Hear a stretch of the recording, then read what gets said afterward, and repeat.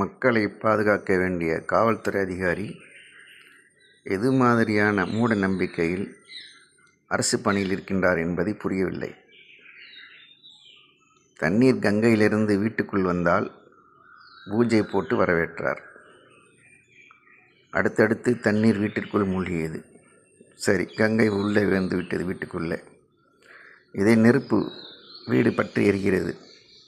கொஞ்சம் தானே எரியுது, அது அக்கினி பூஜைன்னு சொல்லிவிட்டு ஃபுல்லாக எரிட்டுன்னு விட்டுருவாரா? அதில் உள்ள பொருளை எடுக்க மாட்டார்களா? மக்களை காப்பாற்ற மாட்டார்களா? இது என்ன? இது ஒரு அரசு அதிகாரி, அதுவும் காவல்துறை அந்த சீரடியோடு இப்படி செய்வது, இது அரசுக்கு புறம்பான செயல். மக்களை காப்பாற்ற வேண்டிய ஒரு அதிகாரி இது மாதிரி மூட பழக்க வழக்கங்களை நம்புவதனால் எவ்வளோ உயிர் சேதம், எவ்வளோ பொருளாதார வீழ்ச்சி ஏற்படும் என்பதை அவருக்கு அரசு தான் புரிய வைக்க வேண்டும். நன்றி.